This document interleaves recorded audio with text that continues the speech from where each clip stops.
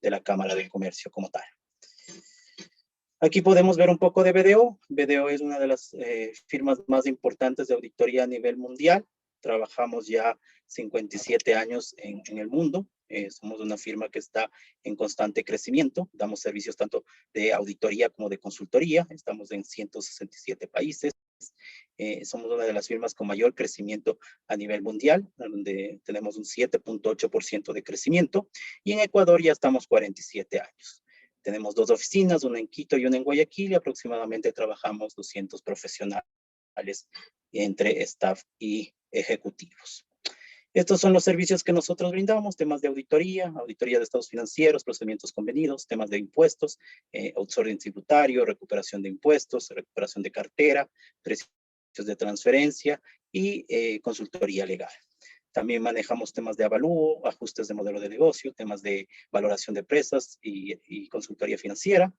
Aspectos digitales como son ciberseguridad, robotización de procesos, pruebas de analíticas. En el tema de riesgos, manejamos temas de outsourcing de auditoría interna, revisión forense, y temas de outsourcing contable, de nómina y apoyo administrativo financiero. Bien, en este momento hemos coordinado con la Cámara para presentar este tema con relación al webinar. Es básicamente enfocados en que todos tengamos conciencia de los principales aspectos que tenemos que tener presente al momento de cerrar nuestros estados financieros.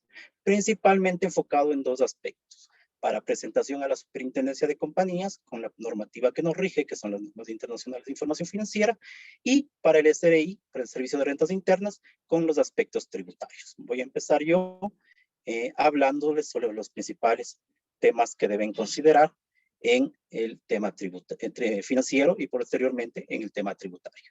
¿Cuál es la agenda que vamos a tratar? Vamos a tener los posibles efectos, vamos a hablar un poquito de los posibles efectos que el COVID está arrojando sobre los estados financieros y sobre las principales industrias, y nos vamos a centrar principalmente en el tema de deterioro de cuentas por cobrar, NIF 9, en deterioro de activos no financieros, NIC 36, en activo por impuesto a la renta diferido, la NIC referente al tema de impuesto corriente como tal, reducción del canon de arrendamientos, NIF 16, y posteriormente Nelson nos ampliará los temas con relación a efectos tributarios, y finalmente concluiremos con recomendaciones para pasar a las preguntas del caso.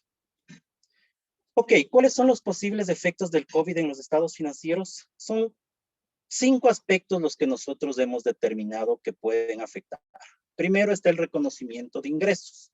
Como bien ustedes saben, por el tema de la pandemia, han habido muchas empresas que han tenido que otorgar descuentos, han tenido que recibir devoluciones de su mercadería como tal, y esto está afectando al reconocimiento de ingresos. Son 5 pasos lo que la NIF 15 me pide que tengo que tener presente, y uno de los aspectos que tengo que considerar al momento de reconocer los ingresos es un posible componente variable. Este componente variable puede ser el tema del descuento que en este estoy ofreciendo, y por eso tengo que registrarlo y ajustarlo en su momento y en los estados financieros al 2020. Tema de deterioro de activos, vamos a ver un poco más adelante cómo se maneja este tema, pero básicamente hay muchos activos que no los estoy utilizando o no tienen la misma utilización que yo pensaba realizarlo. Puede ser por temas de desuso o porque no van a generar los flujos que yo había previsto. Modificación de contratos, muchos proveedores han pedido que se modifiquen los contratos, se amplíen plazos, se reduzcan los precios. Las revaluaciones y estimaciones, eso es un tema importante, porque en el informe de auditoría que ustedes tengan que apoyar al auditor para preparar, va a tener que tener ciertas revelaciones con relación a cuáles son las principales estimaciones, y estas estimaciones deberán ser razonables y con la debida documentación que respalde como tal dichas estimaciones, proporcionando una revelación sólida de los juicios importantes de ejercicios, los supuestos claves utilizados y su sensibilidad al cambio.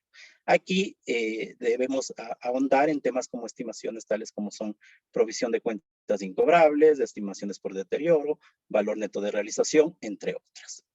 Y finalmente, hipótesis de negocio en marcha. Muchas empresas en este momento han tenido que cerrar sus operaciones, o segmentos de las empresas han tenido que cerrar sus operaciones, y por esta dinámica, básicamente, nosotros tenemos que revelar y tal vez ya no aplique la hipótesis de negocio en marcha, sino tenemos que presentar estados financieros en liquidación. ¿Cuáles son las principales industrias que se van a ver afectadas dentro de este tema? En el orden de afectación podemos ver el transporte aéreo, los hoteles y los restaurantes, el negocio de entretenimiento, el negocio inmobiliario, temas de exportación, principalmente al inicio cuando empezó la pandemia, exportaciones al mercado asiático, operaciones turísticas, servicios, minería y energía, retail, laboratorios, industrias y salud. Estas son las empresas más afectadas y si nosotros somos parte de ellas o tenemos transacción con ellas, debemos tener un mayor análisis al respecto. Ok, empezando con el tema de la NIF 9, vamos a analizar el tema de los impactos que tenemos sobre el deterioro de cuentas por cobrar. Como ustedes saben, a partir del 2018 nosotros cambiamos o implementamos la NIF 9, anteriormente manejábamos la NIF 39, la cual determinaba la provisión por deterioro en el momento en que la conocíamos. La diferencia con la NIF 9 es que esta está buscando registrar las pérdidas crediticias esperadas, es decir, hacer una estimación de valor actual de la falta de pago al momento del vencimiento, considerando un horizonte temporal de los próximos 12 meses o incluso de toda la vida del activo. ¿Cuáles son las características principales que tengo que tener presente? Es que requiero información histórica, actual y prospectiva. Esta información tiene que ser razonable y soportable, pero la norma lo que me dice es que no debería incurrir en un costo adicional o en un esfuerzo indebido para poder realizarla.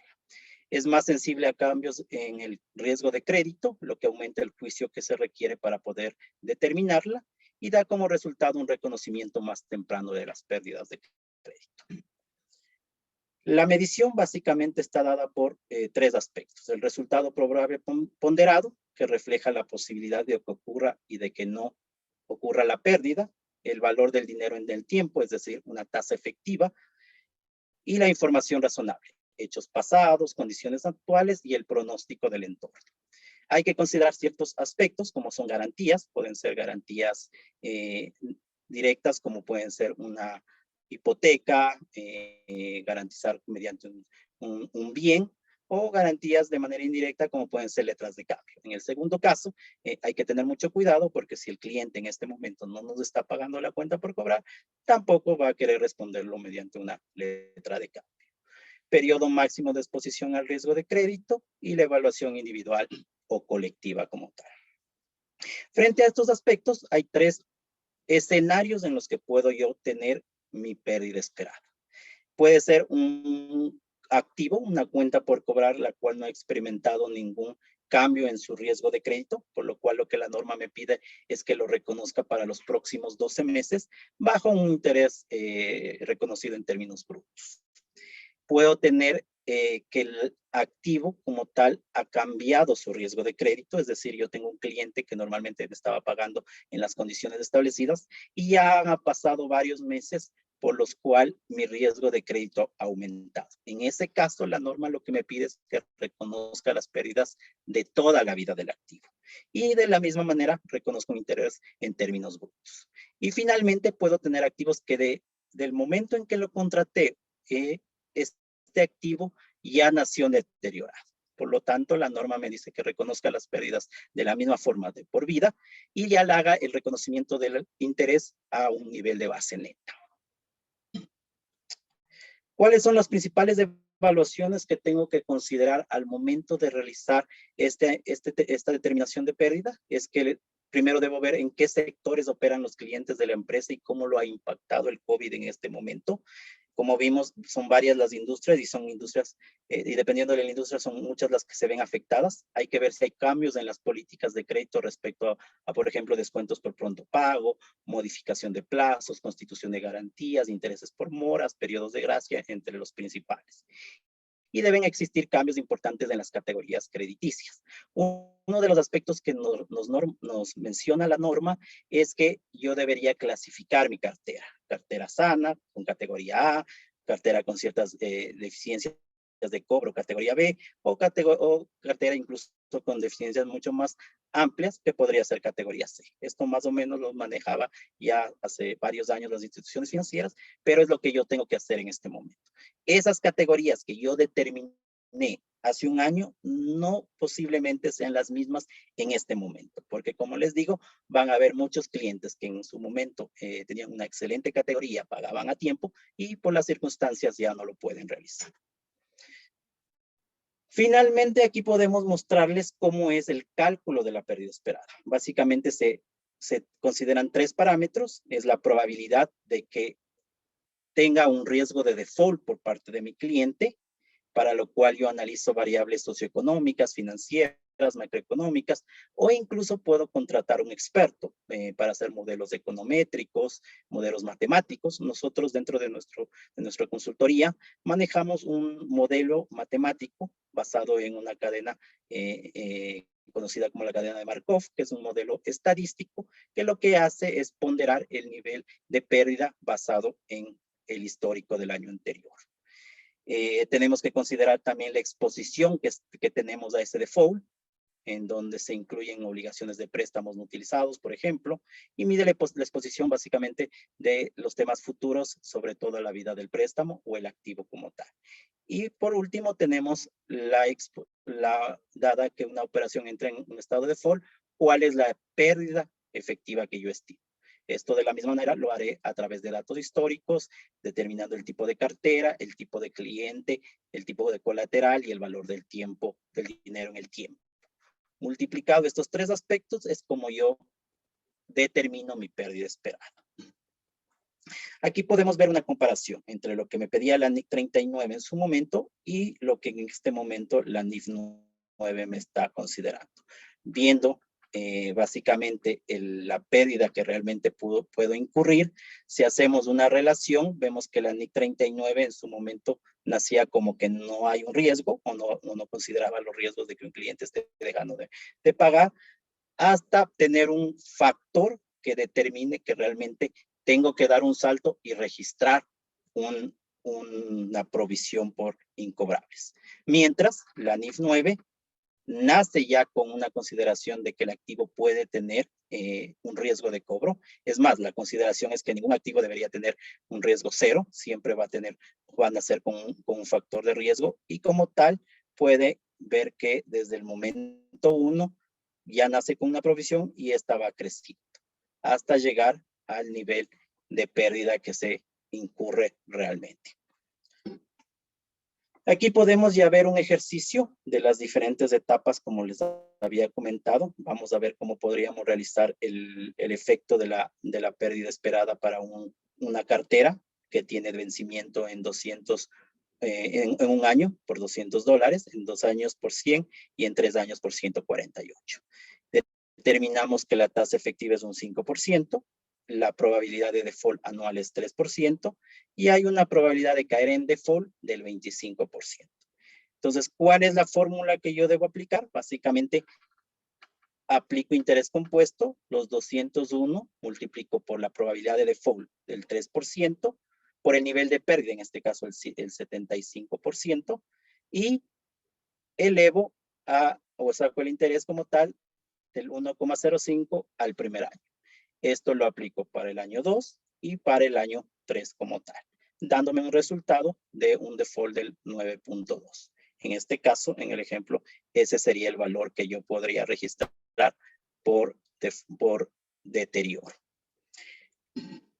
En la etapa 2, cuando ya me pide que analice toda la vida del activo, también puedo aplicar un método simplificado, uno más sencillo que el que vimos hace un momento, en donde lo que hago es determinar las pérdidas estimadas en base a un porcentaje por cada una de las categorías que yo podría tener mi cartera. Entonces aquí tenemos un ejemplo de una cartera que suma 581,000 y determino porcentajes del 0,5, del 2%, del 3% y del 5%, determinando la pérdida por cada uno. Esto lo puedo hacer de dos formas. Determinar la pérdida a nivel de porcentaje o si ya conozco la pérdida real, voy poniendo la misma en estas categorías. En este caso, como mi objetivo es determinar la pérdida esperada, voy a ir calculando estos porcentajes y determinando el valor que tengo que provisionar. Ahora bien, ¿cómo determino esa pérdida? Aquí podemos ver un ejemplo en el cual me baso en datos históricos. Tengo una cartera de $484,000 en el 2017. Después de un año veo cuánto realmente cobré de esa cartera, son 459,000, y veo cuánto está el pendiente de cobro a ese momento. 24,000, hago la relación y tengo un pendiente de cobro del 5%. El mismo ejercicio hago para el 2018, determinando igual con el total de la cartera un 5.3% de pendiente de cobro, y para el 2019 igual un 6.7%. Y determino básicamente un resultado para las tres carteras. 484, 726 y 871 del total de la cartera, sumo y aplico la siguiente fórmula. El 23.26%, que es la relación de con el total de la cartera analizada, le multiplico por el valor que no pude cobrar, que es el 5%, más el 34.88 por el 5.3, más el 41.86 por el 6.7. Esto me da un resultado de 5.82%. Ese es el porcentaje que yo determino históricamente que mi cartera tiene por default o por incobrabilidad. Aunque nosotros hemos visto en ciertos casos que todavía se están manejando con parámetros tributarios, tenemos que tener presente que en este caso lo que la norma me pide es este análisis para poder llegar a determinar mi cartera. Y como pueden ver, va mucho más allá del 1% que me permite en este caso la norma tributaria. Ahora bien, esto no es lo único que puedo hacer. ¿Por qué? Porque lo que me pide la norma es que determine variables externas, macroeconómicas, con las que pueda ajustar este porcentaje. Y ahí viene el efecto que yo tengo que determinar, aspectos COVID. Esta variable macroeconómica puede ser la inflación, el PIB, tasas de desempleo, dependiendo cuál es el que más se apegue a las condiciones de los clientes con los que ustedes trabajen. En marzo del 2020, el IASB emitió un comunicado en donde lo que pide frente a las circunstancias es que se aplique el juicio y que permita a las entidades ajustar su enfoque para determinar la pérdida esperada en diferentes circunstancias. Y es posible en varias suposiciones y vínculos subyacentes a la forma en que se han implementado las pérdidas que hasta la fecha ya no se mantengan en ese entorno actual. Es decir, que las entidades no deberán continuar aplicando la misma metodología. Aplicaré este porcentaje, pero determinaré los nuevos indicadores que puede hacer que mi pérdida aumente. Por ejemplo, extensiones de pago. Aquí también podemos considerar temas de negociaciones con los clientes, acuerdos que yo he tenido con mi cliente, y tal vez en su momento puedo considerar que hay una pérdida, pero si yo ya he firmado acuerdos, veo que se están cumpliendo, no sería necesario el registro de manera tan directa en este momento. Para eso necesitamos desarrollar estimaciones basadas en la mejor información que disponemos en este momento, principalmente en las condiciones actuales y en los pronósticos económicos como tal. ¿Cuáles son los puntos claves que yo debo considerar? Básicamente, para el tema de la NIF 9 y deterioro para préstamos, deudas comerciales y otras cuentas por cobrar, medidos al costo amortizado, se deben actualizar todas las pruebas de deterioro y estimar el importe recuperable en base a los modelos que me pide la NIF 9. En este momento les he dado uno de los modelos más sencillos que tiene la norma. Como les dije, pueden ser modelos mucho más complejos e incluso pedir a un experto que sepa temas de econometría o series de tiempo que les ayude, pero lo que sí es el mensaje es que siempre tienen que ser actualizados y revisados a la realidad que estamos viviendo en este momento. Para el caso de las obligaciones financieras, en caso de que se incurra en modificaciones contractuales, se debe medir el pasivo original al costo amortizado.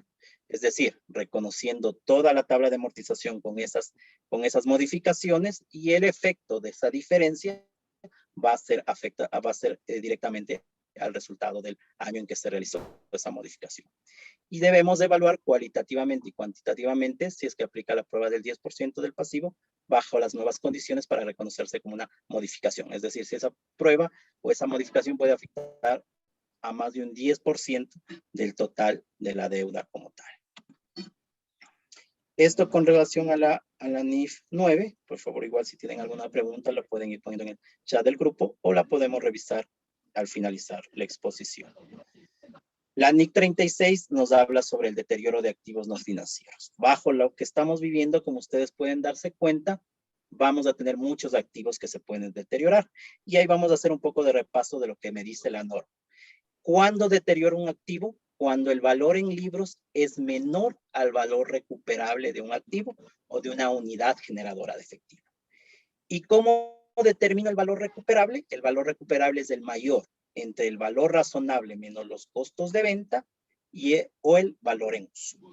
El valor razonable básicamente es el valor al que le puedo vender a un bien menos los costos que me implica venderle ese bien comparado con el valor en uso. El valor en uso es básicamente lo que me va a generar ese bien traído a valor presente con una tasa de descuento. Comparo esos dos valores y determino el valor recuperable, que es el mayor entre los dos. Si ese valor es menor al valor en libros, tengo un deterioro que registrar en este momento. Y como pueden ver, en estas circunstancias van a haber muchos activos que tal vez ya no las puedo recuperar, sea por venta o por utilización al mismo valor que está registrado contablemente y debo registrar una pérdida.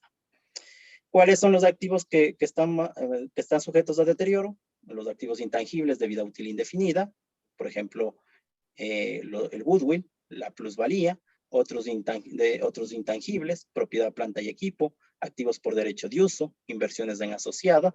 Muchas inversiones que tengo en otros negocios en este momento pueden haberse afectadas y voy a tener que registrar igual un deterioro. Propiedades de inversión que están medidas al valor razonable y los costos para obtener o cumplir un contrato que puede ser reconocidos bajo la NIF 15. ¿Qué debo hacer aquí en el cálculo de deterioro? Tengo que tener un ajuste en el cálculo del valor en uso. Para eso tengo que determinar las tasas de descuento actuales e incorporar diferentes escenarios. Algo que me pide la norma en este momento es que analice un escenario conservador, un escenario pesimista y un escenario optimista para poder determinar cuál puede ser el efecto más grande dentro de mis activos y concluir cuál puede ser de manera directa el ajuste que debo registrar. El valor razonable menos los costos de generación pueden disminuir y los mercados de activos para ciertos tipos de activos pueden desaparecer. Por ejemplo, tenemos el caso de los temas inmobiliarios, los automóviles, han tenido una disminución importante en su precio, lo cual va a hacer que posiblemente muchas empresas tengan que analizar si es que hay un posible deterioro o incluso pueden desaparecer ciertos mercados. Dado el nivel de incertidumbre, hay que considerar múltiples escenarios para determinar el valor en uso o el valor razonable si este último se calcula utilizando el modo de flujo. Lo que les decía, analizar por lo menos unos 3 escenarios al respecto. Tenemos que tener en cuenta si es el estado actual, si que no se pueden incluir estimaciones de entrada o salida de efectivos que surjan por una reestructuración futura. No voy a poder registrar un valor por el deterioro si voy a hacer algo que no esté en este momento realizado si no tengo los planes, eso no me permite la norma, o mejoras o aumentos de rendimiento de los activos. Y la pérdida por deterioro de la plusvalía hay que considerarla que no se la puede revertir una vez realizada por periodos posteriores frente a las circunstancias actuales. ¿Qué es lo que tengo que revelar en este momento frente a la situación? ¿Qué activos se vieron afectados por el cargo de deterioro y por qué? Tendré que decir si es que ya estoy registrando un deterioro, cuáles son estos activos y las razones por las cuales estoy deteriorando, cuántos escenarios he considerado para poder determinar los flujos, qué supuestos se han hecho para poder considerar estos escenarios, cuáles son las ponderaciones de las probabilidades asignadas a cada uno de estos escenarios y cómo determinamos la tasa o las tasas de descuento utilizadas. Eso con relación a la NIC 36 y la NIF 9. Vamos a ver ahora uno de los temas que también debemos considerar, es el impacto en los activos por impuesto a la renta diferida. Y básicamente, en este caso, lo que debemos considerar es ciertos activos que se generan. Uno puede ser el impuesto a la renta diferido de la pérdida tributaria, para lo cual Nelson va a ampliar un poco más el tema. Pero lo que debemos considerar es que si yo realicé o registré un activo, el cual esperaba recuperar, porque era un gasto no deducible en su momento, pero va a ser deducible a futuro, y yo esperaba recuperar en X número de años, Si es que mis resultados no son los mismos o no pueden recuperarse en la misma medida, posiblemente tenga que reversarlo y registrar un gasto.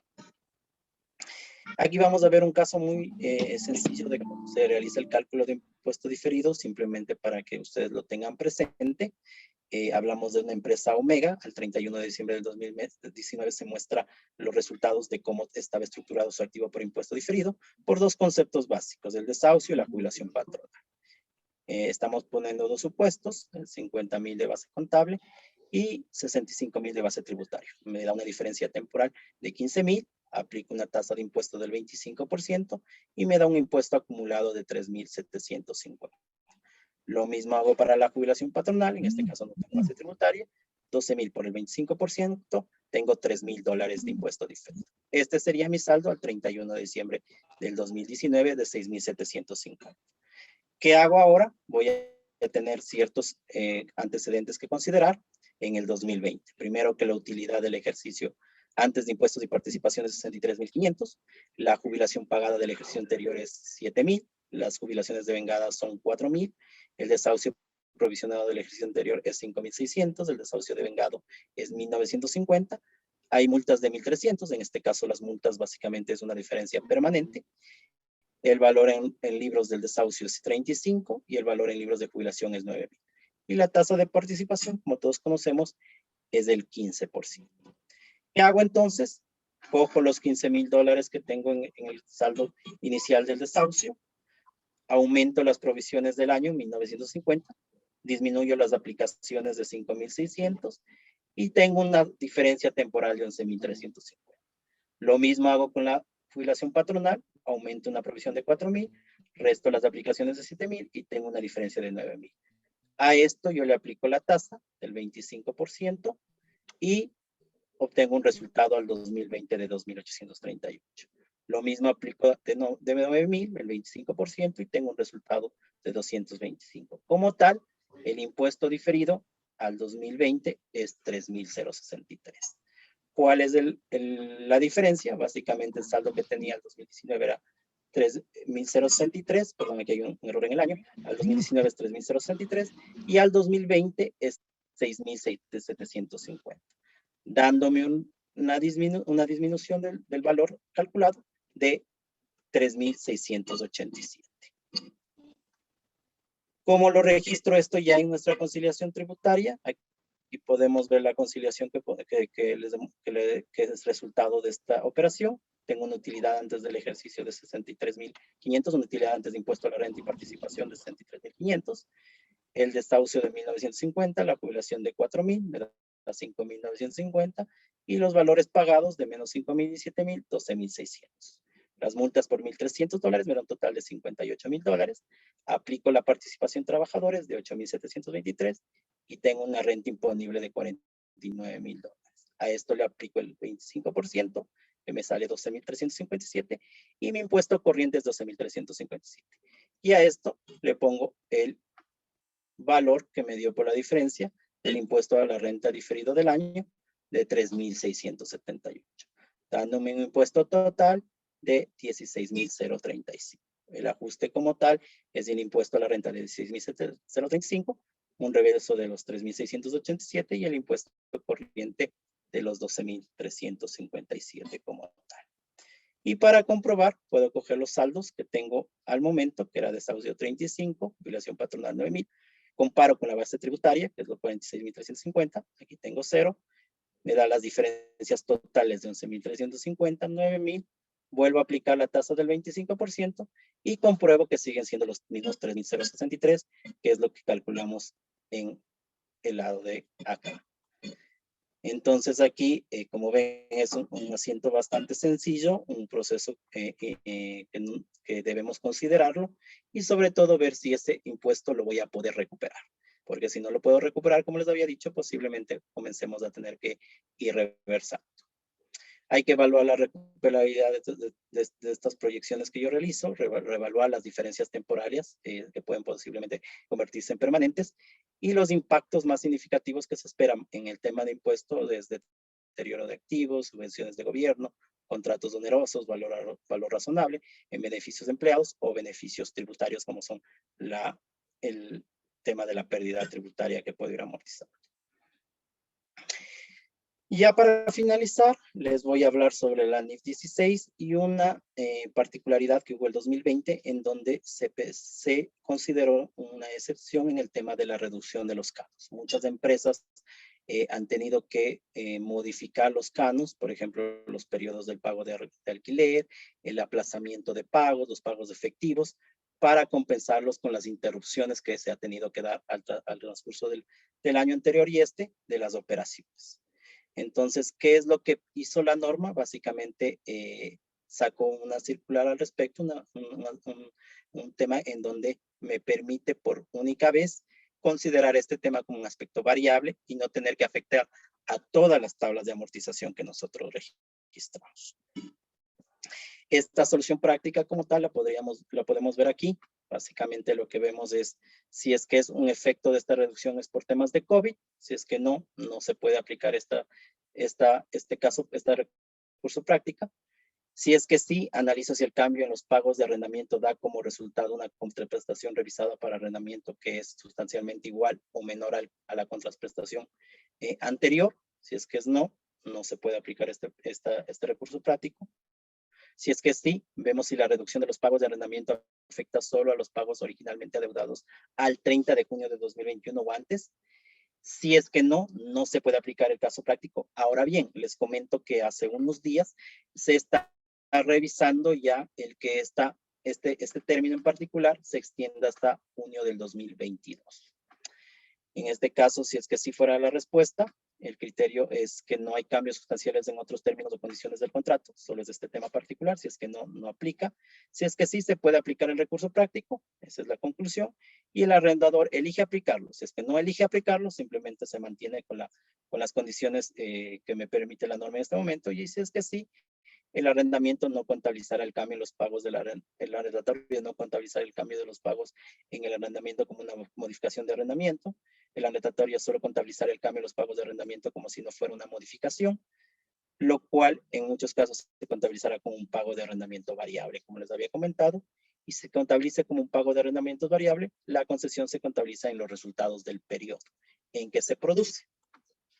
Y aquí podemos ver las diferencias entre el caso práctico o la solución práctica que tenemos y lo que la norma manejaba anteriormente. El efecto sobre el pasivo de arrendamiento se reducía para reflejar la contraprestación revisada. Aquí también se reduce para reflejar la contraprestación, es decir, el pasivo sí tiene una afectación. Sobre la tasa de descuento, el total revisado de la contraprestación se vuelve a medir utilizando la tasa de descuento actualizada. Debemos revisar todas las tablas de amortización y ver los cambios que van a tener en la modificación del arrendamiento. Si se aplica el recurso práctico, no se tiene que cambiar la tasa de descuento. El efecto sobre los activos o por derecho de uso, existe un ajuste en la compensación y se registra contra el valor en libros. En el recurso práctico no tenemos ningún efecto. Y el efecto sobre resultados, básicamente, en el caso del recurso práctico, ninguno al momento de la modificación, porque va a dar una modificación al gasto financiero y a la depreciación a efectos posteriores o años posteriores. Mientras que con el recurso práctico va a ajustarse o a compensarse en ese momento al resultado del ejercicio. Con esto he topado los temas más importantes a considerar. Son varios temas. Hemos tenido diferentes charlas en el transcurso del año anterior y muchas empresas han revisado sus estados financieros y pueden ver que hay diferentes normas que se ven afectadas. Hemos tratado de extendernos a las principales. Sin embargo, de tener alguna pregunta puntual relacionada a su negocio, podemos revisarla al finalizar la charla, o de ser necesario, incluso nosotros preparamos ciertas reuniones con nuestros clientes o prospectivos en las cuales podemos resolver algún tema en particular o de alguna norma que les aplique a ustedes directamente. Con esto finalizo el tema financiero y doy la palabra a mi compañero y socio Nelson, que va a hablar sobre los efectos fiscales. Muchas gracias por el momento y por su atención. Gracias, Luis. Buenas tardes con todos. Luis, por favor, si me ayudas pasando las láminas. Bueno, el material que acabamos de revisar conjuntamente con Luis es muy importante debido a que posiblemente en años anteriores no ha sido muy evidente los defectos que ha generado la aplicación de NIPS el año 2020, y quién sabe hasta qué año estos defectos que requieren las normas internacionales de información financiera probablemente van a ser más fuertes que las de años anteriores, y eso implica que desde el punto de vista tributario habrá que hacer mayores esfuerzos al momento de hacer la conciliación tributaria, en virtud de que esos aspectos importantes que nos mencionó Luis, que debemos considerar en la medición de los saldos de los estados financieros que vamos a reportar a diciembre de 2020, van a hacer que se generen mayores diferencias respecto de los requerimientos tributarios. Entonces, en ese sentido, también hemos identificado algunos de los potenciales efectos que pueden haber, al menos los principales que hemos visto ya nosotros en los análisis que hemos hecho conjuntamente con nuestros clientes. Vamos a hablar algunos aspectos a considerar respecto tanto del ingreso como de los gastos y algunos beneficios tributarios, eh, que van a tener que ser analizados desde un punto de vista un tanto diferente respecto de los de años anteriores. ¿Sí? Si bien es cierto, hay muchos aspectos a considerar para hacer la conciliación tributaria, el enfoque que vamos a tener en este momento pues es específicamente en lo que tiene que ver con aquellos efectos importantes que hemos podido identificar para el cierre de 2020 y que se diferencian respecto de lo ya ocurrido en el año 2000, hasta el año 2019. ¿Sí?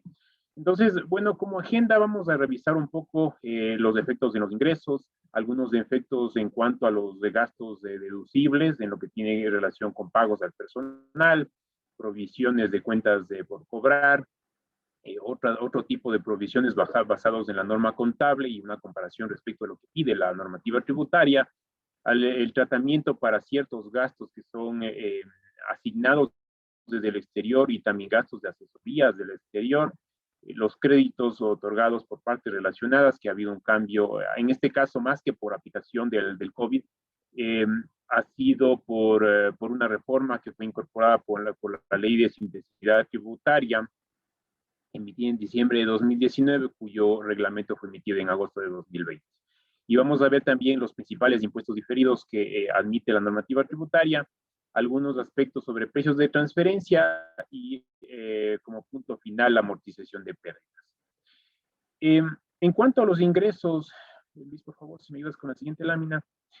En cuanto a los ingresos, es importante considerar que si bien es cierto, la normativa financiera es la mayor parte de sociedades en Ecuador están aplicando las normas internacionales de información financiera. Ciertas sociedades aplican las normas contables que permite o que requiere su ente de control, o sea, la Superintendencia de Bancos, la Superintendencia de Economía Popular y Solidaria. Debemos considerar que desde el punto de vista financiero, los ingresos van a ser reportados conforme a los requerimientos que me establece la normativa contable. En ese sentido, para la contabilización de los ingresos, entre los aspectos más importantes, las normas me piden que se mide el grado de ejecución de la obligación de desempeño, la transferencia el grado de transferencia de control para el caso de bienes. También me pide que verifique si es que hay probabilidades de cobro respecto del bien transferido, de servicio prestado, del rendimiento financiero ejecutado. También me permite que verifique si es que hay garantías, entre muchos aspectos. En ese sentido, la NIF 15 y otras normas que tratan sobre reconocimientos de ingresos establecen algunos aspectos a considerar para medir el ingreso. Entonces, posiblemente desde el punto de vista financiero, yo tenga que reconocer un ingreso de 100, pero probablemente, ¿qué pasa desde el punto de vista tributario? Tal vez el ingreso sea mayor a 100 o menor a 100. En ese sentido, ¿qué es lo que dice la normativa tributaria? Y esos son temas que hemos visto ya en algunos clientes, en los cuales por cumplimiento de la normativa financiera se ha reconocido el ingreso de acuerdo a los parámetros que establece especialmente la NIF 15, pero no necesariamente esta medición está acorde con lo que establece la normativa tributaria. En ese sentido, recordemos qué es lo que nos dice la normativa tributaria para reconocer un ingreso, para considerar una renta como gravada. En el caso de bienes, cuando son bienes transferidos, aquí la normativa tributaria jamás hace referencia al grado de transferencia de control o a la probabilidad de que se cobre o no se cobre, a la que haya garantías o no. Simplemente para la normativa tributaria, un bien transferido genera una renta gravada. Sí, lo mismo pasa con un servicio prestado. Si el servicio ha sido prestado para fines tributarios, para el SRI, ese ingreso ya está grabado. Lo mismo ocurre si es que es un rendimiento financiero ya ejecutado, ya se convierte en un ingreso grabado, independientemente de que para fines contables tal vez la medición ha sido distinta. Entonces, en ese sentido, al momento de hacer la consideración tributaria, tendremos que analizar cuál es el ingreso grabado desde el punto de vista tributario, que probablemente no va a ser el mismo que el ingreso que está contabilizado desde el punto de vista financiero.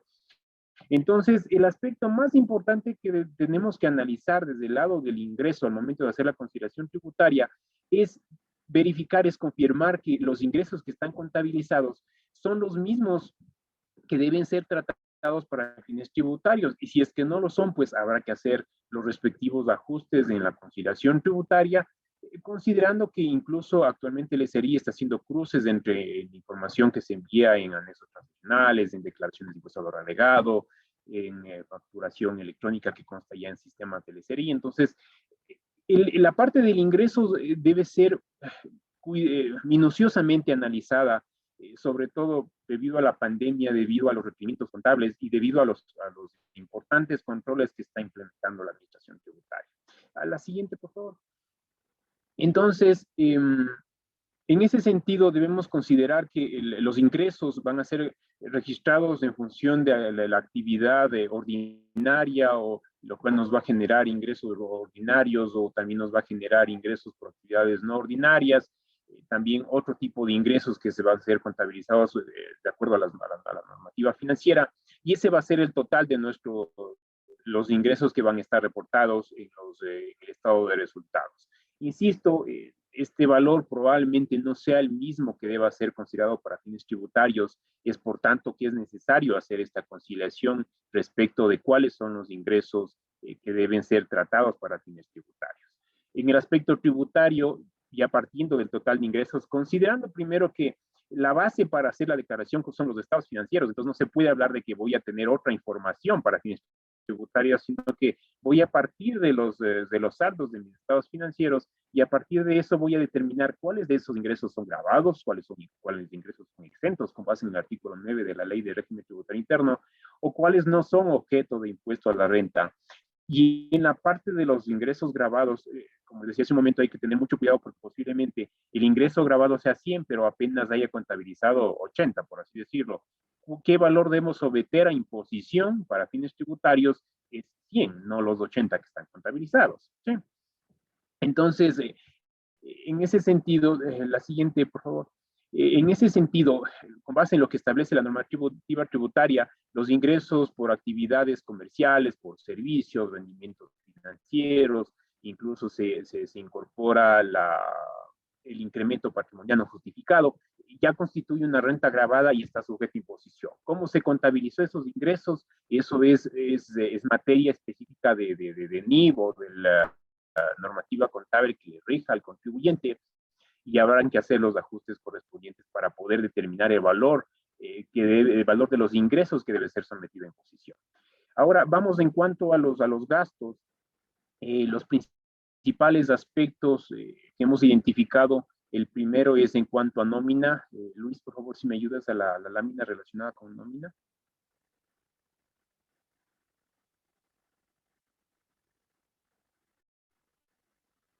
¿Sí? Entonces, bueno, en el lado de nómina, ya sabemos ya que el principal requisito para poder admitir la deducibilidad de un gasto es el aporte a la seguridad social. En ese sentido, obviamente hablando de aporte a la seguridad social, en los casos en los que la ley de seguridad social establece que constituye una materia gravada, que en esencia son todos aquellos pagos que tienen el carácter de permanente y normal en la industria. ¿Sí? Entonces, para aquellos pagos que cumplen con esta condición, si es que no se ha cumplido con los aportes de la seguridad social, es un gasto no deducible. El primer aspecto a considerar es que sabemos las condiciones de liquidez de las empresas que probablemente les han acarreado a que no estén al día en cumplimiento de obligaciones con el IES. Entonces, el primer punto a considerar es que si es que hasta la fecha de vencimiento de la declaración de impuesto a la renta, sea marzo o abril, según sea persona natural o jurídica, si es que no se ha pagado los aportes patronales aportes personales y patronales a la seguridad social, hace que el gasto atribuido a esos aportes no pagados no sea deducible de impuesto a la renta. Consideremos que la norma habla de pago, entonces incluso si es que hay un convenio de pago, no se ha cumplido con el requerimiento tributario del de ya haber pagado. Entonces, si tenemos en nuestras empresas tal vez algún convenio de pago o no estamos al día con el IES, debemos considerar que la proporción de los gastos por pagos al personal se pone en riesgo porque va a ser no deducible por no haber cumplido con los aportes, el pago de los aportes. ¿Sí? El segundo aspecto a considerar, la siguiente, por favor. El siguiente aspecto a considerar, y es a nuestro criterio, es el más importante. Vamos a la siguiente, por favor. A nuestro criterio es el más importante. ¿Por qué? Porque debido a la pandemia empezamos a aplicar algunas medidas que estaban contempladas en el Código de Trabajo, se empezó a implementar algunas medidas temporales que emitió el Ministerio de Trabajo, después se aplicó las disposiciones de la Ley de Apoyo Humanitario, y algunas de esas medidas implicaba que se iba a suspender la jornada, a reducir las jornadas, y eso ocasionó que el valor de los valores que se va a pagar, se pagó al personal, no son los mismos que constan en las planillas de aportes a la seguridad social. ¿Qué es lo que nos decía la norma? Si es que se aplica una reducción en las jornadas, se deberá pagar el IES sobre la jornada completa. Entonces, ¿qué es lo que implica eso? Las bases que constan en la seguridad social van a ser mayores que lo que está contabilizado. Entonces, en ese sentido, ¿qué es lo que yo voy a poder tomar como deducible para fines de impuesto a la renta? Es lo que efectivamente pagué al empleado. Si a un empleado le reduje el 25% de la jornada y ese empleado ganaba $1,000, lo que voy a poder utilizar como deducible es 750. No olvidemos que ese cruce tradicional que hacíamos, planillas versus roles, ahora va a volverse un poco un poco complejo y debemos hacer un esfuerzo adicional para poder determinar en qué casos apliqué una reducción de jornada para determinar qué valor es el que efectivamente pagué al personal y en función de eso determinar qué valor es el que pudo utilizarme como un gasto deducible. ¿Sí? Entonces, esos son los dos aspectos importantes a considerar, a diferencia de los años anteriores, para poder medir la deducibilidad de un gasto en cuanto a pagos al personal. Y un aspecto importante a considerar que se incorporó en la Ley de Apoyo Humanitario y que de alguna manera también ya estaba incorporada antes en el Código de Trabajo, incluso antes de hablar de la pandemia, en la cual se hablaba que si es que se aplica jornadas de reducción del personal, cualquier tipo de jornada de reducción, está prohibida la distribución de dividendos durante los años en los cuales se implemente esta reducción de jornadas. ¿Y qué es lo que dice el Código de Trabajo? Que en caso de que se implementen reducciones de jornadas laborales, y si es que al final hay dividendos por repartir, se debe pagar a los empleados el valor atribuido a las disminuciones de jornadas, es decir, pagar a los empleados como si no hubiese habido la reducción de las jornadas, y solamente la diferencia, si es que la hubiese, es la que se puede repartir en calidad de dividendos. Entonces, este tema es muy importante considerar si es que se aplicó reducciones de jornadas y al final terminamos con utilidad, ya hay un riesgo laboral. Entonces, ese es un tema adicional que se tiene que considerar. Y también la norma establece que cualquier mecanismo de reducción de capital o cualquier mecanismo que genere un perjuicio a la liquidez de la empresa también está prohibido por la Ley de Apoyo Humanitario. Entonces, ese es un aspecto que si bien es cierto, no es meramente tributario, pero sí es importante considerarlo para fines del cierre de 2020, 2021 y los años en los cuales se implementen estas reducciones de jornadas laborales. ¿Sí? Vamos a la siguiente, por favor, Luis.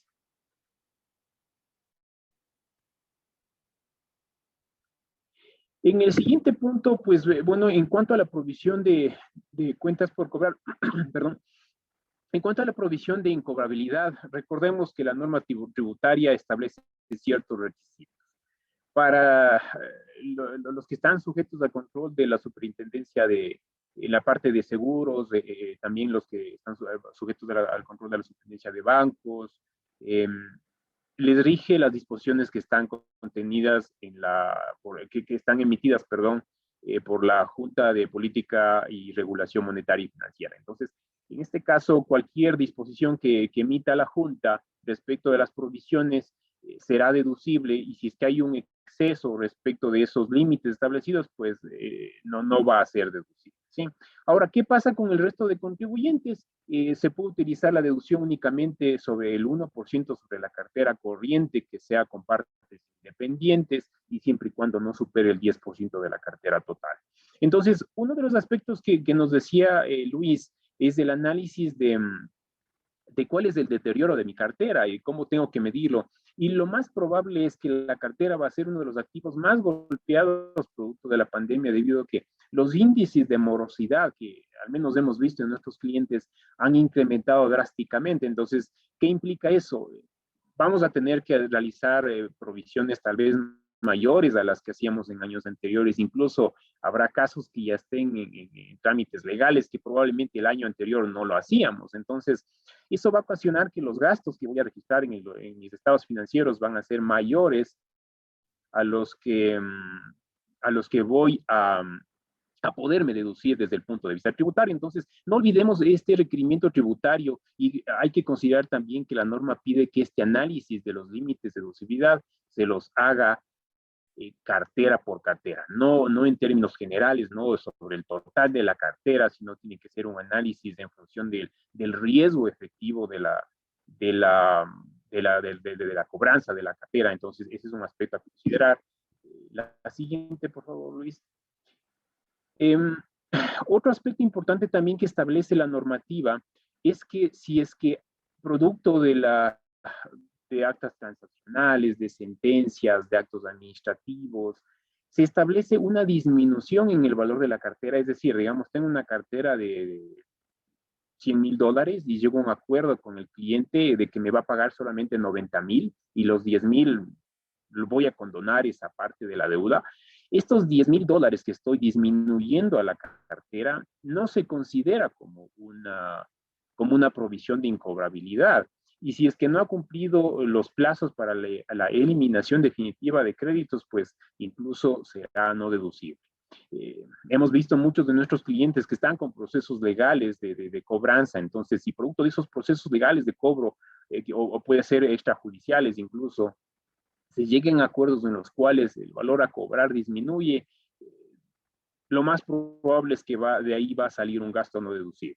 En ese sentido es importante también analizar la siguiente, por favor, analizar cuáles son las condiciones que establece la normativa para poder utilizar, para poder eliminar de manera definitiva un crédito. Y estas son, el primero, que haya estado al menos 2 años en la contabilidad. El segundo es que se haya transcurrido ya 3 años desde el vencimiento original del crédito. También que haya prescrito la acción para el cobro de crédito, si es que se ha declarado la quiebra o insolvencia del deudor, declaración que tiene que ser realizada por un juez, o si es que la compañía ha sido liquidada o se ha cancelado el permiso de operación en el caso de sucursales de compañías extranjeras.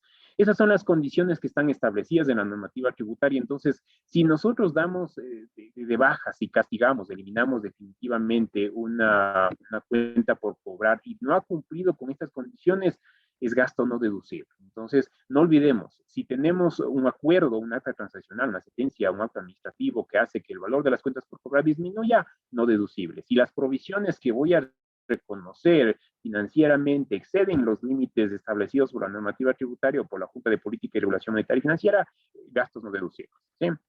Vamos a la siguiente, por favor, Luis. Bueno, creemos importante aclarar el tema de las provisiones, y en ese sentido, cabe señalar que probablemente en el año 2020 vamos a tener muchas provisiones por deterioro, provisiones por pérdidas, provisiones por gastos extraordinarios, provisiones por despidos. Hemos visto una gran cantidad de conceptos de provisiones de nuestros clientes, y consideramos importante revisar qué es lo que dice la norma. En ese sentido, ¿qué es lo que nos dice la NIC 37? Vamos a la siguiente, Luis, por favor. La NIC 37 lo que nos dice es que una provisión, la característica principal de una provisión es que existe incertidumbre en cuanto al plazo y al monto del pago, ¿sí? Entonces, esa es la principal condición que se debe considerar. ¿Y qué pasa con estas provisiones? La norma tributaria me permite reconocer impuestos diferidos. ¿Por qué? Porque usualmente estas provisiones que están basadas en una incertidumbre eh, no son deducibles de impuesto a la renta, no son provisiones aceptadas por la normativa tributaria y por tanto yo puedo reconocer impuestos diferidos. ¿Y en qué momento voy a utilizar la deducción? Cuando efectivamente incurra en los recursos para cubrir esa provisión. Es decir, en 2020 reconocí una provisión por despido del personal por $500,000 y en 2022, entre 2021 y 2022, ejecuto la provisión, es decir, lastimosamente tuve que despedir al personal. Y a pesar de que el gasto estuvo ya contabilizado en el año 2020, la deducción la voy a tomar en 2021 y 2022. Pero ahora, ¿qué pasaría si es que las condiciones mejoran? Probablemente no despida a nadie o despida tal vez solamente a una mínima parte respecto de lo que tenía planificado a cierre de 2020. Entonces, hay incertidumbre. Entonces, Luis, ¿sí puedes ir a la siguiente, por favor? Entonces, debemos diferenciar lo que establece una provisión respecto de una obligación de vengada y pendiente de pago, que es una confusión que solemos tener usualmente. Consideremos que lo que les decía hace un momento, la NIC 37 habla de provisión, hay incertidumbre. Incertidumbre en cuanto al plazo, en cuanto al valor a pagar. Una obligación de vengada y pendiente de pago es aquella que ya obedece a transacciones devengadas, a transacciones ejecutadas. Entonces, en ese sentido, si es que tenemos un servicio que ha sido ya prestado, que ha sido ejecutado y tenemos como respaldo los documentos que avalan la prestación del servicio, que avalan, están avalados mediante un contrato. En ese caso, no se trata de una provisión sobre la cual pueda reconocer impuestos diferidos, sino que es una obligación de vengada y pendiente de pago. Entonces, en ese caso, con base en el numeral 14 del artículo 10 de la Ley de Régimen Tributario Interno, que está en la siguiente lámina, por favor, si puedes pasar, este gasto se convierte en deducible. ¿Por qué? La norma tributaria establece que los gastos de vengados dependientes de pago al cierre del ejercicio que estén respaldados en contratos o facturas es deducible de impuesto a la renta. Ahora, lo que sí no debemos abusar de esta norma, ¿no? Esto hace referencia específicamente para aquellos gastos en los cuales no se ha cumplido a cabalidad con las condiciones para que se emita una factura. Entonces, por ejemplo, si he contratado un servicio el 15 de diciembre y ya me ha prestado el 60% del servicio hasta el 31 de diciembre, ese gasto es deducible porque ya tengo los respaldos de que me prestó el servicio, tengo un contrato que habrá la prestación del servicio y tengo una factura probablemente del 15 de enero del año siguiente en el cual yo ya puedo justificar que una parte del servicio lo recibí en 2020. Entonces, si yo registro ese gasto asociado a ese 60% del servicio que ya fue ejecutado, no es una provisión sobre la cual yo deba reconocer impuestos diferidos, es un gasto deducible, es un gasto de vengado y pendiente de pago que el numeral 14, que lo vemos ahorita en esta lámina, me permite utilizar como deducible. Entonces, al hablar de provisiones debemos concentrarnos en qué es lo que nos dice la norma. El concepto principal, incertidumbre en cuanto al plazo y a la forma al valor, al monto de la obligación. Si se cumple esta condición, impuestos diferidos que los voy a poder recuperar cuando efectivamente incurran los recursos para poder cubrir esa provisión. ¿Sí? Podemos ir a la siguiente, por favor.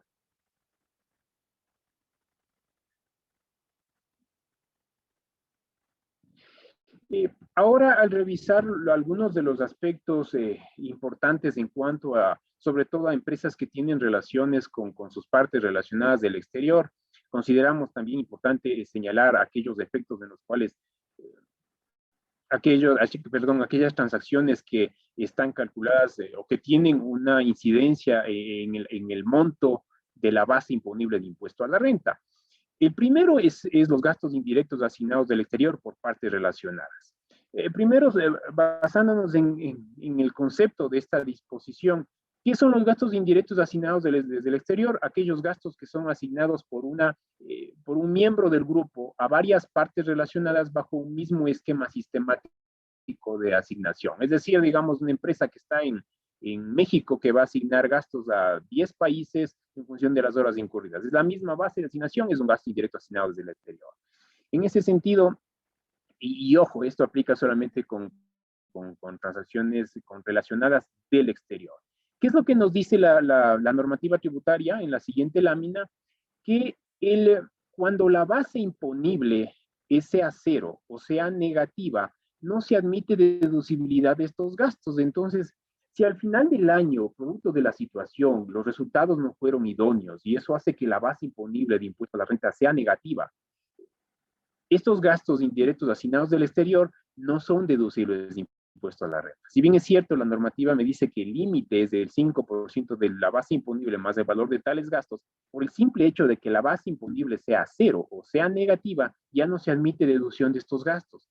Pero ojo, no olvidemos que la deducibilidad de los gastos y la obligación de actuar como agente de retención, cumplir las formalidades tributarias, pagar el ISD, es completamente distinta. Entonces, ¿qué implica esto? A pesar de haber cumplido con obligaciones tributarias en cuanto a actuar como agente de retención, liquidaciones de compra, grabar con el IVA, demostrar la bancarización, demostrar la realidad económica de la transacción, pagar el ISD, etcétera, etcétera, etcétera, el gasto no podrá ser utilizado como deducible porque hubo pérdida tributaria. Entonces, ese es un efecto que se pueden generar y que ya hemos visto en algunos de nuestros clientes en las conciliaciones tributarias, que no se puede deducir estos gastos debido a que, a pesar de cumplir con requerimientos impositivos, la base imponible es negativa y se perdió la deducción.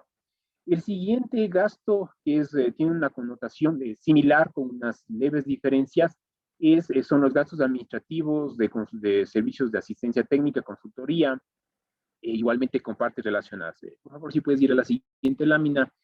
La diferencia en este caso es que este tipo de gastos bueno, vamos a la siguiente, por favor. La diferencia es que este tipo de transacciones también son aplicables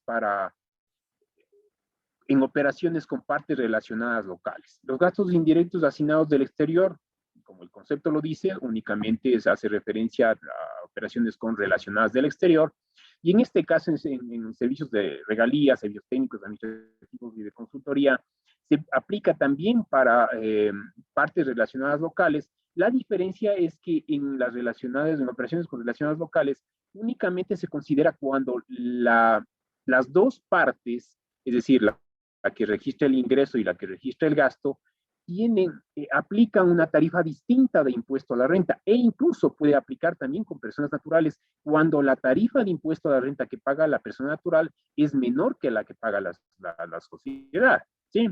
Entonces, ¿qué es lo que pasa? Este tipo de transacciones con partes relacionadas, todas las del exterior y las locales, cuando aplican tarifa distinta de impuesto a la renta, están igual sujetos a un límite de deducibilidad. Haciendo un paréntesis un poco respecto de los conceptos, las regalías son todos aquellos pagos por el uso, derecho de uso de activos intangibles contenidos en la norma relacionada con propiedad intelectual, y los servicios técnicos, administrativos y consultoría son aquellos que involucran un conocimiento que lo que hacen es generar algo intelectual o algo intangible. ¿Sí? Lo que más importante es la parte que involucra el conocimiento. ¿Sí? Entonces, vamos a la siguiente, por favor. Entonces, como les decía, estos gastos están sujetos al límite del 20% sobre la base imponible más el valor de estos gastos. Si bien es cierto, en este caso aplica este límite y si es que tenemos en nuestras empresas este tipo de casos, lo mejor que se puede hacer es a realizar una consulta de valoración del SRI. Esta consulta de valoración lo que busca es solicitar un incremento en el porcentaje de deducibilidad de los gastos y también de alguna manera también hay un beneficio en cuanto a precios de transferencia debido a que no se consideran como parte de operaciones cuantificables para determinar la monto de obligación en cuanto a ya sea anexo u obligación e informe de precios de transferencia. ¿Sí? ¿Hasta cuándo se presenta esta solicitud? Hasta marzo, entonces para el año 2021 estamos a tiempo, tenemos este mes para presentar estas consultas de valoración. De lo contrario, pues hemos visto en nuestros clientes que tienen operaciones relacionadas locales y del exterior, el efecto de este límite de deducibilidad suele ser muy importante. Podemos, por favor, ir a la siguiente lámina.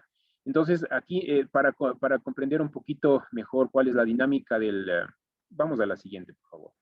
Para comprender un poco mejor cuál es la dinámica de lo que me establece la normativa, En este caso, en el ejemplo, tenemos $150,000 de gastos por concepto de regalías, de asistencia técnica, y tenemos una base imponible de impuesto a la renta de 663,000. La suma de los dos rubros nos da 813,000, que se viene a ser mi base para calcular el 20%. ¿Sí? Entonces, en este caso, mi límite de deducibilidad es 162,000, que es mayor a los 150,000. Ahora, imaginémonos otro escenario. ¿Qué pasaría si la base imponible de impuesto a la renta fuese negativa? Es decir, no es 663,000 positivos, sino 663,000 negativos, es decir, una pérdida tributaria. En este caso, la suma de los dos rubros va a hacer que mi base de cálculo sea negativa y por tanto mi límite de deducibilidad sea cero. Entonces, en este caso, ¿qué es lo que le conviene a esta empresa? Realizar una consulta de valoración para pedir el incremento del porcentaje de deducibilidad, de manera que de alguna manera se pueda beneficiar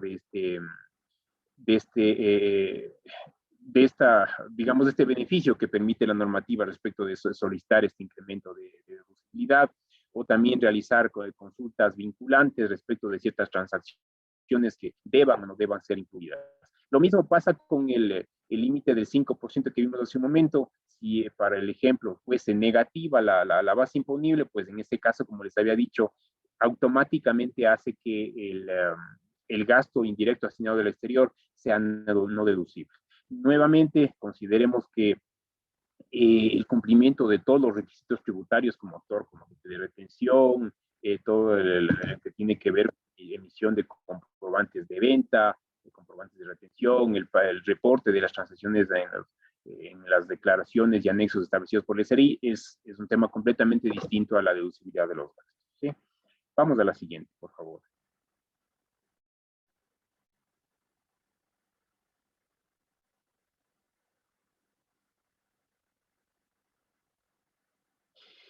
Otro tema importante, y como les decía, aquí tenemos doble efecto. El primero es que se trata de una reforma incorporada por la ley de simplificación tributaria que fue emitida en diciembre del año 2019 y que se complementó con el reglamento que fue publicado en agosto del año 2020. ¿Por qué también tiene efecto por las circunstancias que nos ha dejado el COVID? Es por el hecho de que la base de cálculo del límite de la deducibilidad de los intereses relacionadas está basado en la utilidad. Entonces, mientras más baja sea la utilidad, la probabilidad de deducir gastos por intereses relacionadas también va a ir disminuyendo. ¿Sí? Entonces, ¿en qué consiste esta disposición emitida en la Ley de Simplificación Tributaria? Se estableció un límite de deducibilidad equivalente al 20% del EBITDA. ¿Qué es el EBITDA? Es la utilidad antes de intereses, de impuestos, de depreciaciones y amortizaciones, con una leve variación de que el concepto establecido por la normativa tributaria únicamente resta la participación a trabajadores debido a que esta parte de la utilidad contable, ¿sí? Es decir, la utilidad antes de impuesto a la renta. Entonces, se establece en primera instancia, y esto es lo que decía simplemente la ley de simplificación tributaria, estableció la deducibilidad, el límite de deducibilidad del 20% sobre este EBITDA tributario. Y ya en el reglamento es que se establecen algunas condiciones adicionales que le hicieron un poquito complicada a la figura, ¿sí? Entonces, ¿qué es lo que nos dice la normativa? Es que todos los intereses que han sido devengados, registrados como gasto en el periodo, ya sea como costo o como gasto en el periodo, están sujetos a un límite de deducibilidad del 20% del EBITDA y aplica tanto para créditos con partes relacionadas locales como con partes relacionadas del exterior. Ahí entra, debemos tener mucho cuidado con la definición de quiénes son mis partes relacionadas, porque eso tiene muchas incidencias en precios de transferencia, en los límites de gastos que vimos hace un momento, ahora también en los límites de gastos en cuanto a intereses sobre créditos. Entonces, esa es la primera parte que tenemos que considerar. Ahora, ¿qué es lo que estableció el reglamento? Estableció algunos pasos para poder verificar el valor que puede ser utilizado como deducible o como no deducible. ¿Sí? Entonces, el reglamento como segundo paso nos dice que se debe determinar cuál es el valor mínimo de los intereses entre partes relacionadas. ¿Sí? Y para este caso considera todos los intereses, es decir, el total de los intereses con partes relacionadas e independientes, menos el total de los rendimientos financieros o intereses grabados del ejercicio, ¿sí? Entonces voy a tomar todos mis gastos de intereses con relacionadas independientes menos todos mis ingresos por intereses o rendimientos financieros, y ese es el MIN, el denominado como MIN, que representa el mínimo valor de los gastos de intereses que debo tener con partes relacionadas. Así sea menor el gasto que yo tengo con mis relacionadas, si esta fórmula hace que sea mayor al respecto del valor que tengo de intereses con mis relacionadas, el que tengo que considerar es el MIN. Es decir, mis gastos con relacionadas por concepto de intereses es 100, pero el MIN me resulta 150. Para fines de cálculo de la deducibilidad, considero los 150, no los 100. Vamos al siguiente paso. También me pide que determine cuáles son mis intereses netos con partes relacionadas, que se lo considera como el INR, y como les decía, no puede ser menor al MIN, para el ejemplo, como les decía, si el MIN me resulta en 150 y mis intereses con partes relacionadas fueron 100, lo que considero es 150. Ahora, vamos a ver qué pasa con los límites. En el punto 4 me dice que si el 20% del EBITDA, para ser más sencillo, el paso 1, el 20% del EBITDA es menor o igual a 0, indica que el contribuyente no podrá utilizar la deducción de los intereses con relacionadas. Es decir, si el 20% del EBITDA es negativo o es 0, los intereses con relacionadas son no deducibles en su totalidad. Siguiente escenario. Por favor, Luis. En el siguiente escenario indica que cuando el 20% sobre el EBITDA sea mayor a 0 y el interés neto con relacionadas exceda dicho límite, no exceda dicho límite, el contribuyente podrá deducir el valor total de los intereses. Es decir, si el 20% del EBITDA, digamos, es 50, y el interés neto con relacionadas es 30, todos los intereses son deducibles. En el numeral 6, cuando el 20% del EBITDA sea mayor a 0 y el interés neto con relacionadas exceda dicho límite por un monto mayor al valor total de los intereses, no será deducible. Es decir, en el ejemplo, poniendo ya un ejemplo sencillo, si es que el 20% sobre el EBITDA es de 20 y mi interés neto con relacionadas es 50, todo el interés va a ser no deducible. ¿Por qué? Porque excede a este límite del 20% sobre el EBITDA en un monto mayor al total de los intereses. Es decir, el 20% del EBITDA fue 20 y el total de los intereses incluso es mayor del doble del total de los intereses con relacionadas. ¿Sí? Y como punto 7, que cuando el 20% sobre el EBITDA sea mayor a 0 y el interés neto con relacionadas exceda dicho límite por un monto menor al total de los intereses, no será deducible únicamente la parte del respectivo exceso, ¿sí? Entonces, estos son los pasos, como les decía, la ley de simplificación tributaria establecía únicamente la condición de que se debe considerar nada más del 20% sobre el EBITDA. Ya a nivel de reglamento se establecieron estos otros pasos adicionales que le hicieron un poco complicada a la aplicación de esta norma y que le hace un poco analítico a este tema. Entonces, si tenemos intereses con partes relacionadas locales o del exterior, debemos considerar estos límites de deducibilidad. ¿Y por qué consideramos que puede tener un efecto debido a las circunstancias? Porque como ven, la base de cálculo es la utilidad. Entonces, mientras más baja sea la utilidad y mientras más altos sean los intereses con relacionadas, va a hacer que gran parte de este gasto sea no deducible. ¿Sí? Vamos a la siguiente, Luis, por favor.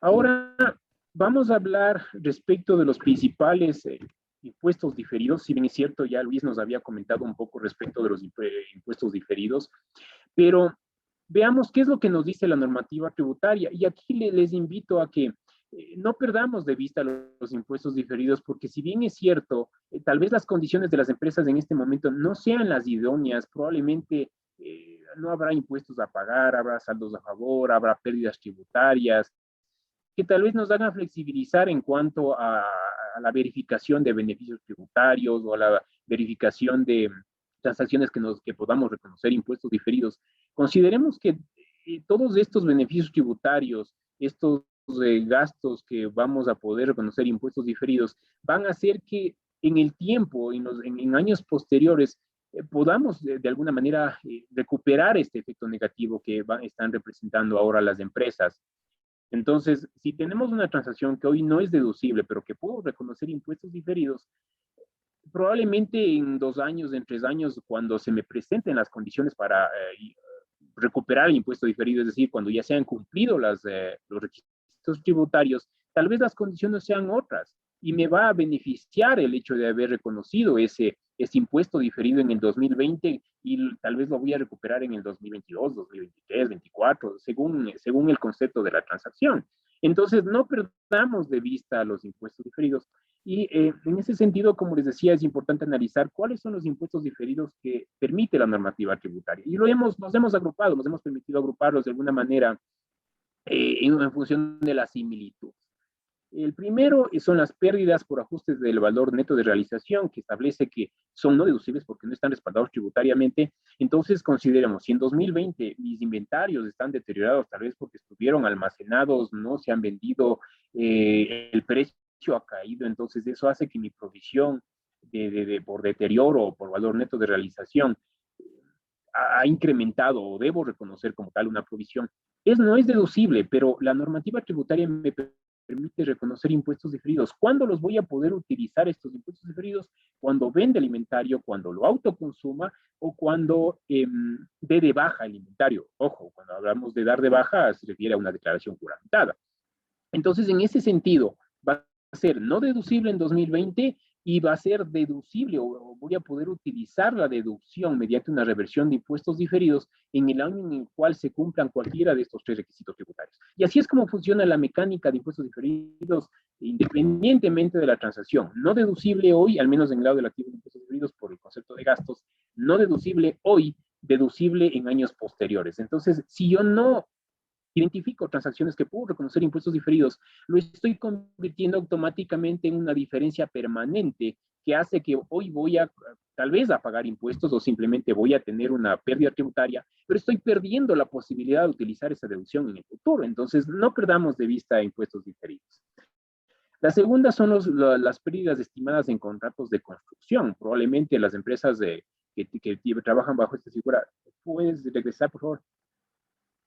Las empresas que tienen esta figura de los contratos de construcción, si producto de las circunstancias estima que van a generar pérdida en su operación, la norma pide que esa pérdida tiene que ser ya contabilizada, no es deducible esa pérdida, pero tributariamente puedo utilizar la deducción cuando se termine el contrato. Entonces, igual, administro impuestos diferidos, reconozco el gasto como no deducible, pero voy a utilizar la deducción cuando efectivamente haya finalizado el contrato. Las provisiones por desmantelamiento, en este caso, es una parte de mis activos, están registrados con base en una estimación de un rubro que voy a incurrir en el futuro. El desmantelamiento es aquel rubro que yo voy a incurrir cuando acabe la vida útil del activo. El ejemplo más claro es una planta de producción que la voy a instalar hoy y va a funcionar 20 años, pero al cabo de 20 años voy a tener que remediar el espacio y voy a tener que incurrir un gasto. Lo que me pide la norma es que esos valores los traiga a valor presente, son parte del activo y los voy a depreciar. Esa depreciación atribuida a esa provisión no es deducible, pero ¿qué es lo que me dice la norma? Cuando en 20 años, en el ejemplo, ¿no? Cuando yo ya efectivamente incurro en los recursos para cubrir esa provisión, ahí voy a utilizar como deducible. Entonces, ¿qué implica?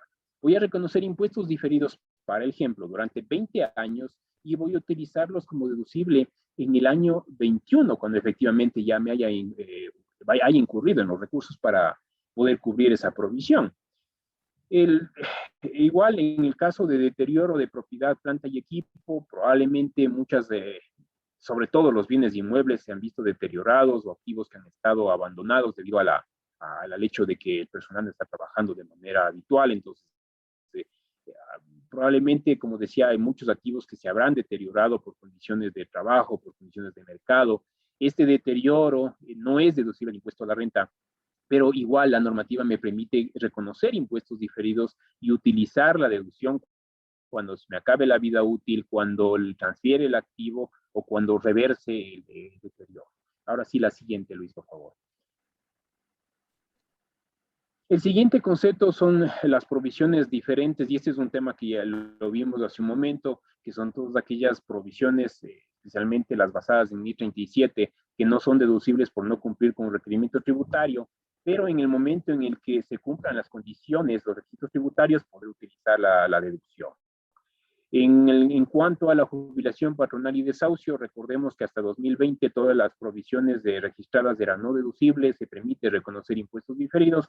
La situación cambia un poco para el año 2021, en el cual se establece la obligación de constituir fondos y únicamente se puede reconocer impuestos diferidos sobre las provisiones no aportadas a los fondos, sobre empleados que tienen tiempo de servicio de al menos 10 años. ¿Cuándo son deducibles estos impuestos diferidos o cuándo puedo utilizar los impuestos diferidos? Cuando efectivamente incurren los recursos para cubrir la provisión, es decir, cuando se jubilen los empleados, cuando pague efectivamente el desahucio a los empleados. También en cuanto a la amortización de los contratos de inversión en el sector de hidrocarburífero, cuando hay una diferencia entre normativa contable y normativa tributaria, también se puede reconocer impuestos diferidos y que se podrán utilizar cuando las condiciones cambien. Es decir, inicialmente el gasto va a ser mayor respecto del valor tributario, pero después van a cambiar, es decir, se va a revertir la situación, vamos a tener mayor valor tributario y menor valor financiero, entonces en ese momento voy a poder utilizar esa deducción. La siguiente, por favor.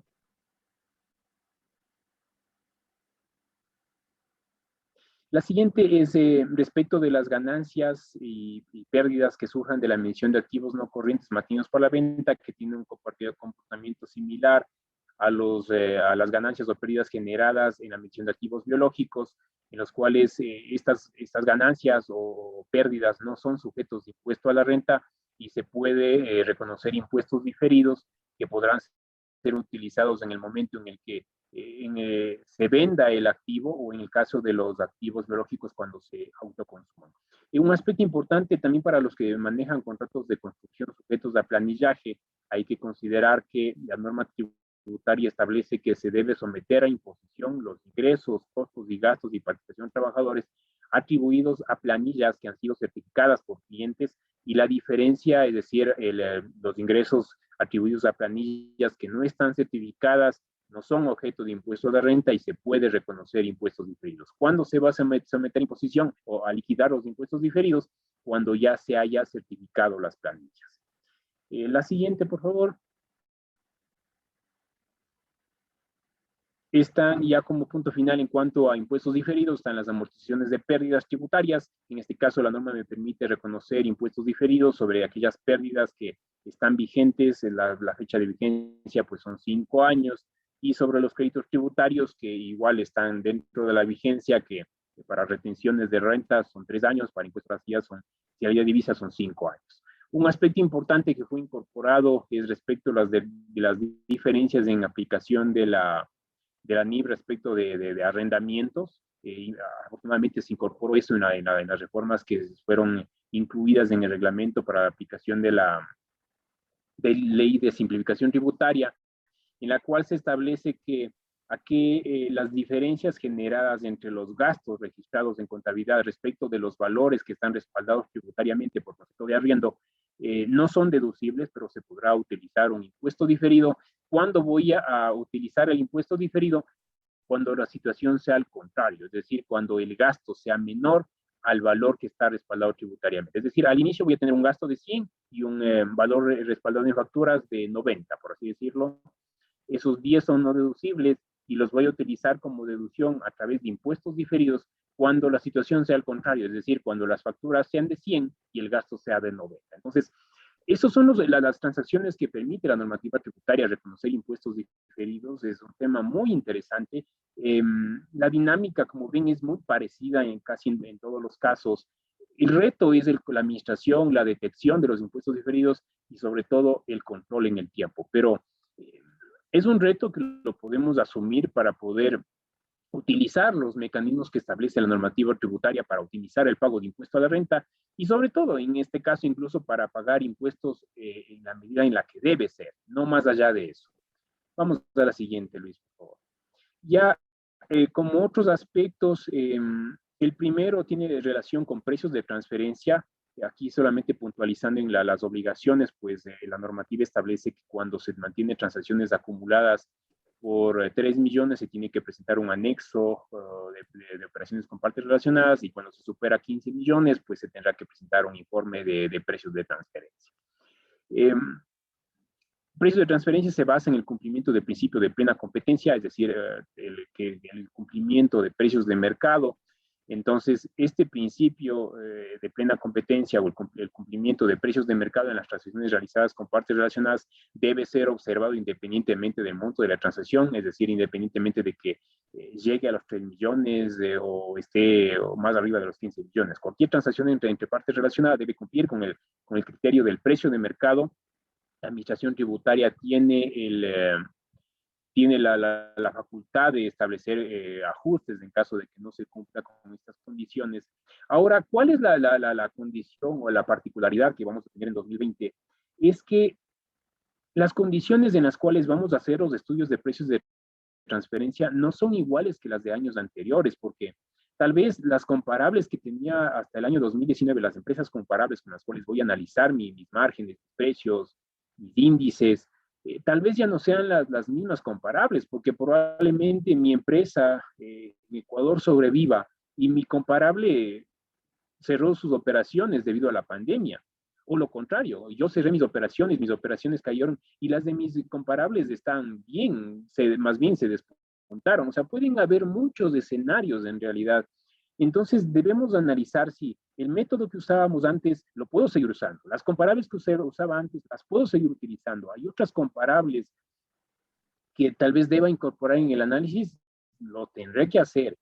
Igual de las comparables que voy a utilizar o las medidas para determinar los descartes, voy a tener que considerar muchos aspectos para que los balances sean comparables, porque probablemente las empresas que voy a tomar como comparables reconocieron provisiones por despidos al personal, dieron de baja activos, o puede ser que yo di de baja activos, reconocí provisiones. Entonces, los análisis que voy a tener que hacer en cuanto a precios de transferencia no son en nada parecidos a los de años anteriores. Y si aplicamos lo mismo que hacíamos antes, lo más seguro es que vamos a tener un riesgo ante la administración tributaria, porque consideremos que la administración tributaria está teniendo mucho enfoque en precios de transferencia, están haciendo conceptos de las BEPS, que es algo que se maneja a nivel global y que Ecuador ya no se está quedando atrás, ha suscrito un acuerdo, ahora es parte de la OCDE para compartir información. Incluso ya presentamos información mediante un anexo que fue definido hace no mucho tiempo. Entonces, el SRI, el enfoque de las administraciones tributarias no es un comportamiento solamente local, es a nivel global. El hecho de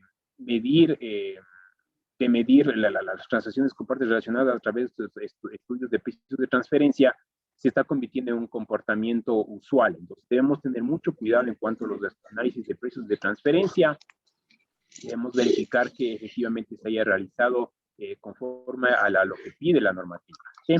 Y vamos a la siguiente lámina, que es la última, lo que tiene que ver con amortizaciones de pérdidas. No olvidemos lo que les decía hace un momento, si sabemos que la empresa está pérdida o está con una baja base imponible, igual identifiquemos beneficios tributarios, identifiquemos transacciones que nos permitan reconocer impuestos diferidos. Si se me incrementa la pérdida tributaria, ok, eso me servirá para poder utilizar como amortización en años siguientes. ¿Cuántos años tengo? 5 años. Esperemos que 2021 ya las condiciones mejoren, podamos cerrar mejor las cifras. 2022 repuntemos. Y en esos momentos nos va a servir esta pérdida tributaria para poder de alguna manera apalancar el impuesto a la renta que se vaya a generar en esos ejercicios. Entonces, consideremos esta posibilidad también, a pesar de que tengamos una pérdida tributaria, el hecho de que podemos amortizar en los años posteriores. ¿Sí? Esos son los efectos que hemos visto en el lado de los ingresos, de los gastos, un par de beneficios tributarios también. Probablemente existan otros adicionales, pero estamos hablando de los principales, de los que hemos visto en nuestros clientes. Si ustedes requieren pues de algún soporte, alguna explicación adicional, pues con mucho gusto podemos colaborar. Y no sé si hay alguna ronda de preguntas que hayan escrito en el chat. Estamos a las órdenes. Sí, muchas gracias, Nelson, y muchas gracias, Luis. Sí, tenemos dos preguntas que nos han hecho llegar. Nos dicen, en caso de clientes fallecidos, ¿cómo se procede en la provisión de cuentas por cobrar? James Arias nos hace esta pregunta. En ese caso, ya se podría dar de baja la cuenta por cobrar, sería un gasto deducible. Sí, igual tributariamente, como lo dice Nelson, sería un gasto deducible, e incluso por la misma norma, lo que nosotros hacemos es ver las condiciones de nuestra cartera. Un hecho como el que nos está mencionando, a menos que hubiera una garantía o algo con el cual se pueda cubrir ese saldo, debería ser dado de baja. Ya, y en este caso ya está prescrita la acción de cobro. Perfecto, muchas gracias por completar esa respuesta. Patricia Cóndor nos dice, por favor, ¿cuál es el periodo de prescripción del cobro? Bueno, ese tema ya depende también mucho de las condiciones de negociación, de las condiciones de los títulos y también de algunos aspectos en cuanto al Código Civil. Pero se basa mucho también en cuanto a los acuerdos celebrados al momento de la transición. No nos han hecho llegar más preguntas, amigos. Aquí está, justamente, una pregunta para Nelson, de Patricio Mora. En caso de fusión de compañías, ¿se puede amortizar las pérdidas de una de las compañías fusionada? Bueno, ese es un tema un poquito sensible. La normativa tributaria establece que, legal, tanto en el aspecto tributario como en la parte legal, se establece que al momento en que se fusionan dos empresas, se transfieren todos los derechos y obligaciones. Entonces, con base en eso, la amortización de pérdidas es un derecho tributario, el cual en esencia se debe transferir a la empresa que absorbe a la empresa que se extingue. Entonces, la respuesta es sí, se puede amortizar las pérdidas. He visto por ahí un par de casos de procesos de determinación por el SRI que no ha aceptado, pero también he visto consultas vinculantes del SRI en las cuales acepta la amortización. Entonces, si van a hacer este proceso y quieren estar seguros de poder amortizar las pérdidas, les sugeriría hacer una consulta vinculante para que puedan tener cubierta la amortización. Actualmente las consultas vinculantes están respondiendo mucho más rápido de lo que se hacía antes, 2 meses, 3 meses, incluso una de las últimas que pedimos nosotros nos respondieron en 1 mes, entonces ha mejorado muchísimo en ese sentido el SRI. Entonces, lo mejor sería para estar salvaguardados de la posibilidad de amortizar estas pérdidas es realizar una consulta vinculante. Ya. Luis, tal vez quiera agregar algo a esto.